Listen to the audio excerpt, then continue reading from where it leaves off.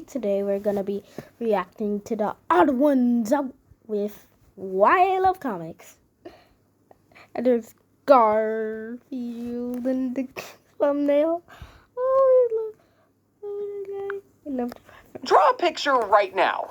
All right, Okay. you done? Yeah. That sucks, right? Wait, what? I spent 2 hours on the face. What? I couldn't get the hands right. And when I compared my art to this other artist I found online What who's the- younger than Oh me, my- it makes me Oh want my to... goodness, this is so fast-paced.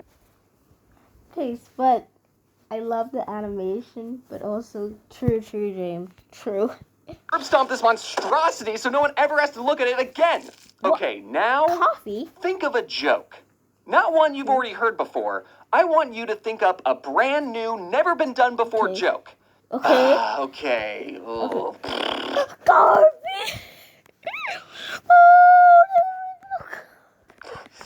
You know how cats are, like, lazy? Yeah. Maybe we could do a joke about a lazy cat, and his owner is like, stop being so lazy. That sucked too! Oh, I actually made a joke. No, I made a comic once with like a joke with like a bandana doing like a person's cereal. And it's like, hey, my cereal, but he broke the rule. And it's like, yeah. Imagine doing both of those things together, and then putting that artwork up for the entire world to leave their unfiltered, anonymous opinions. And on top of that, you also make virtually no money off of it. Who in their right mind would put themselves through that kind of torture? Well, dear viewer, I would like you all to meet Zachary. Okay. Zachary is a webcomic artist. Okay. He makes webcomics just so when you're scrolling through your timeline while taking your morning poo, you get a little chuckle to yourself. And then you keep on scrolling, forgetting about his existence entirely in mere seconds. I have a soft spot for funny webcomics. Not the super serious superhero ones or the Japanese ones. What? Wait, why is this part all pixely? This is- Webcomics can be shared on any Oh. platform. In fact, a lot of webcomics get reposted without the artist's consent Oh, and with yeah, like the meme comics. their names removed. Which is kind of weird that someone went through the effort of removing a watermark when they could have just, not done anything and left it. I hope you all realize that behind every comic is an artist who just wanted to make you laugh and doodle something that day. I started reading webcomics at a very young age. Back then, we just called them comics. They were really the only books that I liked to read. And the only place you could read the hottest new comics was in the newspaper. Sorry, I should clarify. A newspaper is a stack of gray paper that would be delivered to your house by a child riding a bike, and they would print 19 pages of useless information and have one page dedicated to the funnies. This is where the classics were born. You know the ones. The Calvin and Hobbes, the Garfields, the Far Sides. Some of these comics have made me laugh harder than any meme ever has. I just want to say that Calvin and Hobbes was an extremely creative comic. It was a comic about a rambunctious boy that had a giant predatory animal best friend. I mean, where else have you seen that before? Oddball. By the way, if you ever see those Calvin peeing bumper stickers, those are unlicensed knockoffs and really go against everything Calvin and his creator, Bill Watterson, stood for. In fact, all Calvin and Hobbes merchandise is unlicensed because Bill Watterson never made merchandise. Okay, I got it. Aren't these crochet Hobbes dolls the coolest? So there was only enough space in the paper for about 20 comics. And last time I counted, there were way more than 20 comic creators. So if you wanted to get your silly little comic furries there. like in... Wait. Is that an oddball? Oddball comic? Wait. Have you seen Up Dog? What's up, dog? Holy crap! Newspaper? You had some fierce competition. But now, anyone with a computer and enough dedication can create comics that get shared by millions of people. You don't even need a fancy drawing tablet or expensive painting software or even art skills in general. Webcomics and the internet and memes have been intertwined for decades. Many of your favorite meme formats are just edited webcomics.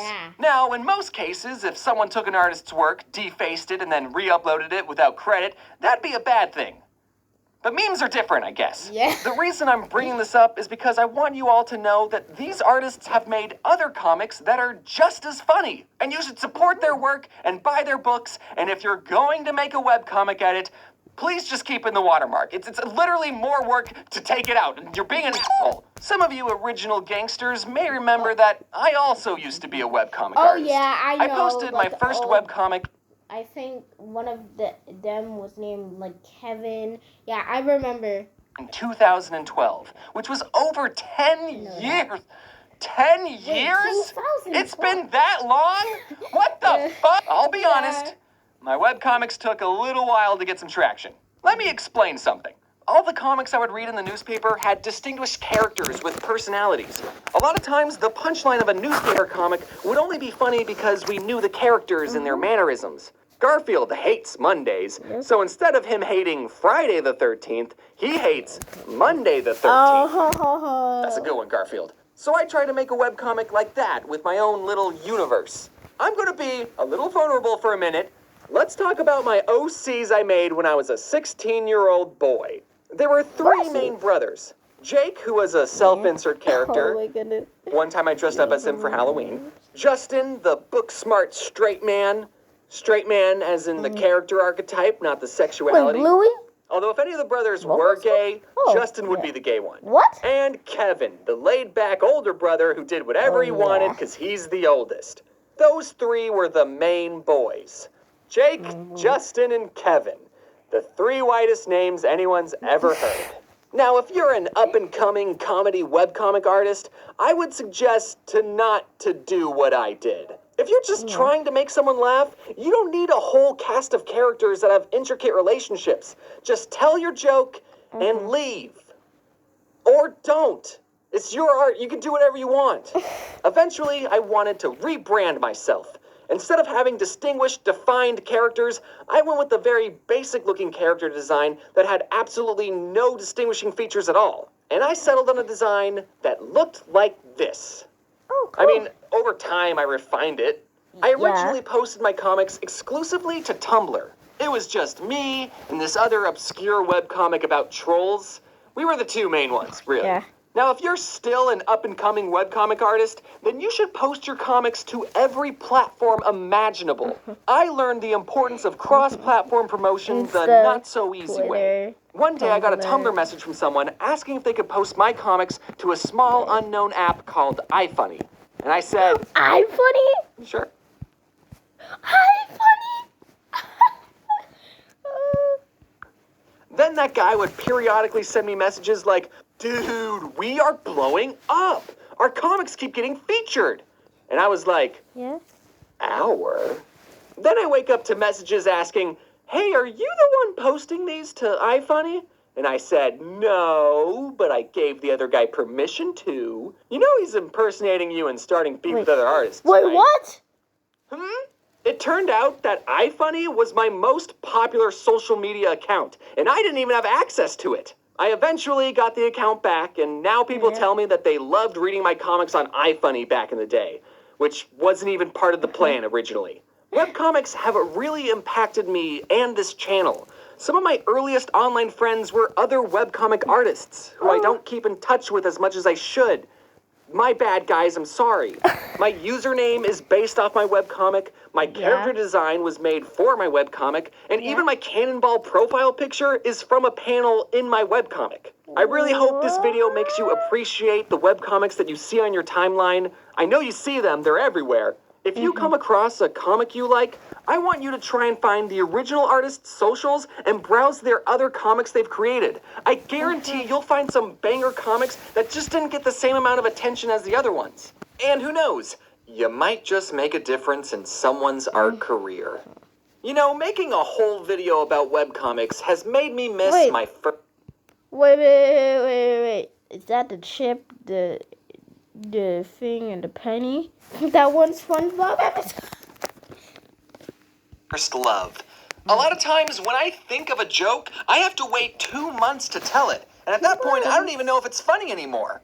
but a webcomic can have same-day joke delivery. So Yeah. this is how I'm officially announcing that I'm making webcomics Yeah. again. I'll be posting them on my website and maybe Twitter if I'm still verified. There's already 6 brand new comics. Feel free to make any meme edits of them.